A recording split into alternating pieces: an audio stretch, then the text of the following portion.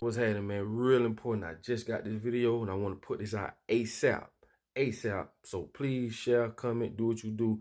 Send this out to your people ASAP. Let's do it. Yeah, hey, this is what Papa Duck, y'all already know, my nigga.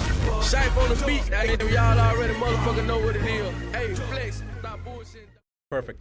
So everybody can hear me. Thank you guys for tuning in. You guys got to let everybody know this message that I'm about to give you, because this is something that I just found out. It's beyond belief. This is regarding a House resolution that was initiated on May 1st of this year, like 4, 5, 6 days. Well, I don't even know what day it is right now, but it was May 1st, introduced into the U.S. Congress. It's a House Resolution 6666. That is not an exaggeration. I have no idea how this works, but this is what the actual House resolution number is, 6666. And I'm going to read you what that House resolution is. Please make sure that you pass this on to every single person that you know. I don't care whether you're in the United States or not, you got to get this information out. House Rule 66, or House Resolution 6666, is for COVID-19 testing, reaching, and contacting everyone Act. The acronym is TRACE Act. Again, TRACE Act stands for Testing, Reaching, and Contacting Everyone. It was introduced by Bobby Rush, who is a Democrat from the state of Illinois. And they have introduced this bill into the House, and they're going to roll this out from a testing standpoint in Ventura County, California, which happens to be where I'm at right now. And I couldn't believe that I heard this, but basically this act is to allow individuals to come into your house, and if you've got a cough, or somebody in your family has a cough, or you have a fever, or anything that they determine that shows that you have COVID-19, regardless of if you've been tested or not. They will also test people, but remember that testing already has been shown to be there to be a high rate of false positives. False positives meaning you don't have COVID-19, but the test shows it's false positive. It's showing up as positive, so they call it a false positive.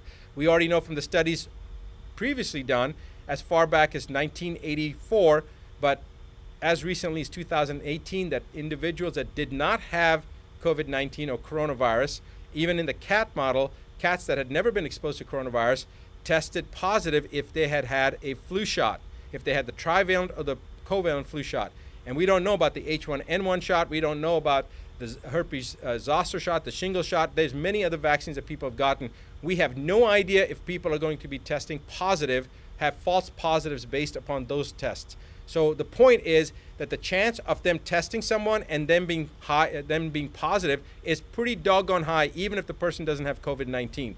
But they're going to use that to pull you or your loved ones, especially your children, away under pretense of public safety. They're going to say that your child has to be removed from you because you have COVID-19, and so to protect your child, we're going to take that child, or we're going to take your grandmother or your father or you and put you into quarantine.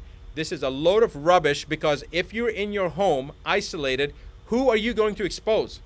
All right? And if they're going to try to take you away from your family, the chances of you having infected your family, even if you did really have COVID-19, is about 99.9%. So this is a bunch of BS. They're using this as an attempt to further divide us as individuals. They divided us from our friends, from our social circles. Now they're dividing us from our own family units. This is the most ominous sign so far that we've seen. I want you to all wake up. I want you to pass this information on. I want you to tell every single person that you know what's happening. If you're not in the United States, I don't care. It's coming to your country as well. And if you're in the United States, you need to contact your representatives. Right now, if you go to askdrbuttar.com/ask, right underneath my image, you'll see that link. Go to that website, follow the information that it's asking, enter that information in, and then you're going to be taken to a page. The first one is a petition. It's a petition about censorship against media that mainstream media has right now, as well as social platforms. Sign that petition. Second thing is a website, or is a link that'll take you to allow you to send any letter that you want to people to elected officials on the municipal level, on the state level, and on the federal level. and tell them that you violently oppose HR 6666. Every single person needs to do that right now. You don't have to even know your House members or your representatives or your governor or your mayor. You don't have to have any information. That link that we have, all you do is type in your name, your email address, and then click on your zip code, and it will automatically find your elected officials, and with one letter you'll get it to every single person. It's actually going to work for Australia, and it's also going to work I think Australia, UK, and Canada. I think it's coming down the pipeline. Right now it may only be working for the US, but our plan is within the next couple of days it will work for elected officials in Australia, in Canada, in the UK, and in the US. For right now it's in the US. So write down that you oppose HR 6666, the TRACE Act, the testing, I'm still flustered right now, I can't even think, what was it? Testing, Reaching, and Contacting Everyone Act. I want to now read you a quote from a Supreme Court justice, and remember this. James Agler Fee said, "The privilege against self-incrimination, which is basically to ensure your freedom," and we're talking about the exact same thing here, to ensure your freedom, "is neither accorded to the passive resistant nor the person who is ignorant of his rights, nor to one indifferent thereto. It is a fighting clause. Its benefits can be retained only by sustained combat. It cannot be retained by attorney or solicitor. It is valid only when insisted upon by a belligerent claimant in person. The one who is persuaded by honeyed words or moral suasion to testify or produce rather than to make a last-ditch stand to ensure their own freedom simply loses the protection. He must refuse to answer or produce, and against all odds." Now, it goes on. You guys can look up the quote yourself. Judge James Agler Fee, a Supreme Court Justice. I want you to remember that this is how it all begins. Do not sit still.